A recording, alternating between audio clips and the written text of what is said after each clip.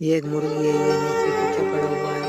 ये जख्मी होता है, इसको मुर्गा उठाता है और ले लिया ये उसकी सवारी करते हैं। अब ये मुर्गा इस बच्चे को नहला रहा है, इसकी परवरिश करता है और मुर्गा बिल्ली को गोश्त बनाता है और उसका सूप बनाता है। सूप बनाकर बच्चे को खिला रहा है।